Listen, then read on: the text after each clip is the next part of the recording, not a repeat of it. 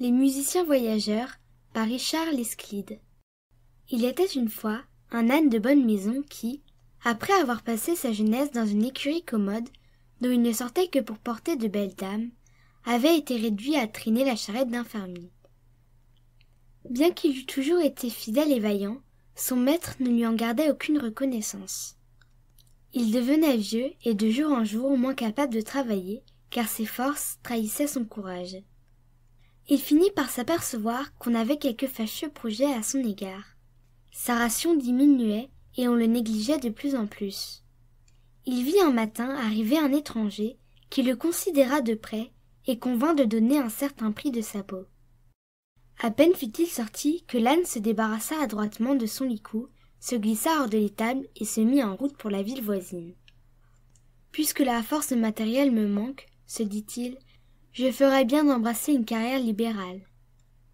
J'ai souvent vu des gens rire et s'étonner quand il me prenait envie de chanter dans la rue. J'ai la voix sonore et retentissante et je ne puis manquer de réussir à l'opéra. Je me ferai donc artiste et qui plus est, musicien. » Au sortir du village, il rencontra un vieux chien qu'il reconnut pour avoir échangé autrefois avec lui quelques morsures et quelques coups de pied. Le chien était fort triste, et l'âne qui avait un bon cœur s'informa de la cause de son chagrin. « Hélas, lui dit la pauvre bête, vous me voyez désespéré. J'ai été dans mon jeune temps le chien le plus fier du monde. Je tenais à tête dans les chasses du roi, et il n'est sorte d'honneur d'où je n'ai été comblé. Mais je deviens vieux et faible. Je me suis laissé hier distancer par un lièvre, et mon maître a voulu me casser la tête. Je me suis naturellement enfui. Que vais-je devenir à présent, et comment pourrais-je gagner ma vie? Aboyez-vous comme il faut? Lui demanda l'âne. Et connaissez-vous la musique? À merveille, dit le chien. J'ai divers tons d'aboiement pour accompagner les fanfares de chasse. Je hurle à la lune sur un ton plaintif. Enfin, j'ai des cris suraigus qui sont fort estimés au théâtre, mais je m'en sers ordinairement que lorsqu'on me fouette. Eh bien, dit l'âne, avec des talents pareils, vous ne pouvez manquer de parvenir. Je vais à la ville me faire musicien. Accompagnez-moi et nous tâcherons de faire fortune ensemble. À quelque distance de là, ils aperçurent une chatte grise, assise au milieu du chemin, et qui faisait la figure la plus piteuse du monde. Elle se dérangea à peine pour les laisser passer, et l'âne s'étonna de son découragement. « Qu'avez-vous donc, madame Minette ?» lui demanda-t-il obligeamment. « Vous semblez fort affligée. N'habitez-vous plus cette grande cuisine où je portais du lait dont vous aviez la meilleure part ?»« Hélas, dit la chatte en se léchant les lèvres de sa langue rose, quel souvenir me rappelez-vous? Le temps passé n'est plus. J'ai vieilli sur les gouttières. Je n'ai plus l'agilité nécessaire pour attraper les souris de la maison. Je ne suis bonne qu'à dormir dans les cendres du foyer en me grillant les moustaches. » Cela a déplu à ma maîtresse, qui a eu la funeste idée de me noyer. Je me suis sauvée à grand-peine, mais je ne sais guère comment je pourrais vivre maintenant. Pourtant, dit l'âne, vous n'êtes pas sans mérite, et je me rappelle vous avoir entendu chanter fort agréablement quelquefois. En effet, dit-elle, j'ai donné des concerts avec succès sur les toits du voisinage. J'ai des notes fort expressives et une grande souplesse de voix. Auriez-vous quelque répugnance à vous engager comme chanteuse? Pas le moins du monde, dit-elle, si l'on me donne une pâtée suffisante. Venez donc avec nous, dit l'âne, car nous ne pouvons manquer de réussir. Ils se remirent en route et marchaient depuis assez longtemps, lorsqu'ils furent salués par une voix éclatante. C'était un maître coq, jugé sur un poulailler, où il piétinait d'une façon singulière, en criant d'une manière à étourdir les environs. « Voilà un beau chanteur, dit l'âne, mais que signifie tout ce bruit? Peut-on savoir, mon cher monsieur, pourquoi vous vous égosillez ainsi? Je prévenais notre monde, dit le coq, que nous aurions beau temps pour notre jour de lessive. Et si je piétine en même temps, c'est que je suis indigné. Ma maîtresse et le cuisinier, au lieu de me remercier de mes peines, veulent me couper la tête pour faire du bouillon à leurs invités. Voilà de méchantes gens, dit l'âne. Que ne nous accompagnez-vous? Nous sommes libres et voyageons en artistes un peu à l'aventure. Vous n'aurez peut-être pas toutes vos aises avec nous, mais vous ne perdrez pas la tête et c'est un grand point. Je vous remercie, dit le coq, quelle espèce d'artiste êtes-vous ? Nous sommes musiciens, dit l'âne, et nous allons donner des concerts à la ville voisine. Les ténors sont fort chers, et vous pourriez nous rendre de grands services. Venez-vous, décidément ? De tout mon cœur, dit le coq. Et ils s'en allèrent joyeusement ensemble. La nuit vint sur ces entrefaites. La ville était encore fort loin, et ils résolurent de se reposer dans un grand bois où ils se trouvaient. Ils choisirent un vieux chêne pour y établir leur bivac. L'âne et le chien se couchèrent sur des broussailles. La chatte grimpa dans les branches. Et le coq, qui voulut leur servir de sentinelle, alla se percher aussi haut qu'il put. Selon sa coutume, il explora de l'œil le pays environnant pour voir si tout était tranquille. En tournant sur lui-même, il aperçut dans le lointain une lumière assez vive et appela ses compagnons qui commençaient à dormir. « Il doit y avoir une habitation près d'ici, leur dit-il, car j'aperçois du feu dans une espèce de masure. » En ce cas, dit l'âne, nous ferions bien d'y aller voir. Le gazon de la forêt est humide et je ne serais pas fâché de m'étendre sur un peu de paille. Ajoutez, dit le chien, que nous pourrions bien rencontrer là-bas un os ou quelques débris de cuisine.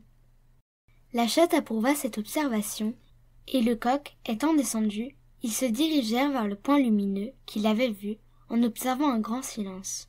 Ils finirent par se trouver devant une belle maison qui paraissait remplie de monde, bien qu'elle fût perdue au centre de la forêt.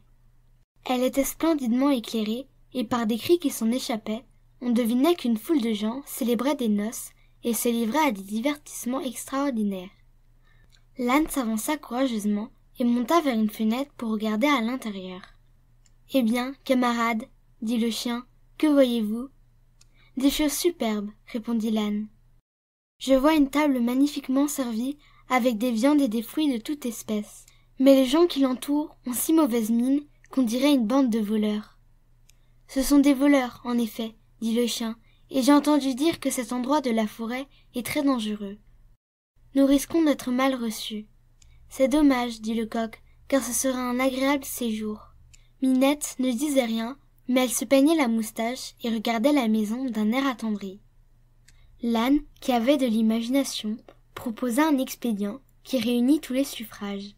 « Si vous voulez me croire, dit-il, nous commençons ici notre carrière musicale. Pour être des voleurs, ces gens, peut-être, ne manquent pas de goût.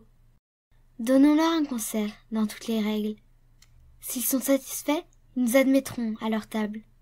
S'ils ne sont pas contents, nous en serons quittes pour détaler. »« C'est bien dit, répondit le coq, nous n'avons qu'à nous installer. » L'âne se leva sur les pieds de derrière et s'appuyait presque droit contre la fenêtre. Le chien sauta sur son dos, Minette grimpa sur le chien et le coq se percha sur la tête du chat. « Y sommes-nous » dit le coq, qui s'attribuait les fonctions de chef d'orchestre. « Nous y sommes, dit l'âne, et je me sens particulièrement en voix. Allez, la musique, et ne vous ménagez pas. » Un vacarme effroyable retentit tout d'un coup. L'âne se mit à braire, le chien aboya, le chat miaula, et le coq poussa des coquelicots forcenés.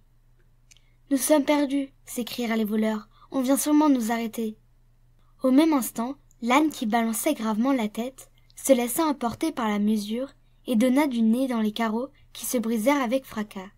Le chien, du coup, fut jeté sur la table. Il s'y abattit avec Minette et le coq, dont les ailes éteignirent une partie des lumières. L'âne ne voulut pas abandonner ses compagnons et sauta après eux. La table fut renversée et les voleurs, au comble de la frayeur, prirent la fuite dans l'obscurité, se croyant poursuivis par une légion de diables. Nos voyageurs se félicitèrent de ce succès inespéré, et prenant la place des fugitifs, ils firent bonne chère et ne s'inquiétèrent pas d'un peu de poussière que les plats avaient ramassé pendant cette esclandre. Leur repas se prolongea fort avant dans la nuit, et pour célébrer ce brillant début, ils burent tant et tant que le sommeil finit par s'emparer d'eux. Au lieu de se barricader dans leur nouvelle demeure, ils ne songèrent qu'à dormir, et chacun chercha pour cela la place qui lui convenait le mieux. L'âne se coucha près de la porte d'entrée, sous un hangar où se trouvait un grand amas de paille fraîche. Le chien s'étendit sur une natte dans la plus belle chambre. La chatte se roula près du feu sur les cendres chaudes, et le coq se percha sur le toit de la maison. Ils s'endormirent bientôt profondément. Cependant les voleurs, après avoir couru une bonne lieue, s'arrêtèrent essoufflés, et voyant qu'ils n'étaient pas poursuivis, ils s'assirent pour tenir conseil. Ils ne se rendaient pas bien compte de ce qui les avait fait déloger, et ils pensèrent qu'ils s'étaient trop pressés de s'enfuir. Leur capitaine, qui était le plus hardi de la troupe, se chargea de pousser une reconnaissance et de venir voir ce qui se passait dans la maison. Les voleurs l'accompagnèrent jusqu'à quelque distance, et voyant tout tranquille, le capitaine s'avança hardiment et pénétra dans l'habitation dont les portes étaient restées ouvertes. Il parcourut plusieurs appartements sans rien trouver d'extraordinaire. Enfin, il arriva à la cuisine et pensa qu'il continuerait mieux ses recherches avec de la lumière. Il trouva une allumette à tâtons et se pencha vers la cheminée pour l'enflammer. Il réveilla la chatte qui ouvrit ses yeux brillants. L'homme crut voir des tisons et en approcha la main. Mais Minette prit fort mal cette liberté et lui sauta au visage qu'elle déchira de ses griffes, en soufflant avec une grande colère car il avait failli l'éborgner. Le capitaine, horriblement effrayé, recula pour chercher la porte, mais elle trébucha sur le chien qui lui saisit les mollets à belles dents et lui mit ses chaussures en lambeaux. L'âne, curieux de voir la cause de ce tumulte, arriva à temps pour lancer au voleur une terrible ruade. Et le coq, le souffletant dans son aile, lui chanta si fort dans l'oreille qu'il faillit le rendre sourd. Aveuglé, meurtri, étourdi de cette aventure, le capitaine courut rejoindre ses camarades qu'il trouva fort en peine de lui. « Il faut partir, dit-il, et pour toujours, car notre maison est au pouvoir des mauvais génies. J'ai trouvé dans la cuisine une sorcière aux yeux de feu. Elle m'a craché au visage et égratigné comme vous le voyez. Un méchant nain, qui est son esclave, s'est jeté sur moi et m'a dévoré les jambes sans pitié. Comme j'arrivais dans la cour, un monstre noir m'a frappé d'une massue et le diable lui-même m'est tombé sur la tête en criant « Jetez-moi ce coquin dans un puits ! Voyez plutôt sur moi les preuves de ce que j'avance. » Les voleurs épouvantés chargèrent leur capitaine sur un mulet, car il pouvait à peine marcher, et s'éloignèrent du pays pour n'y plus revenir. Quant aux musiciens associés, ils trouvèrent leur séjour si agréable qu'ils résolurent de s'établir dans la forêt jusqu'à la fin de leur jour. J'ai tout lieu de croire qu'ils y sont encore.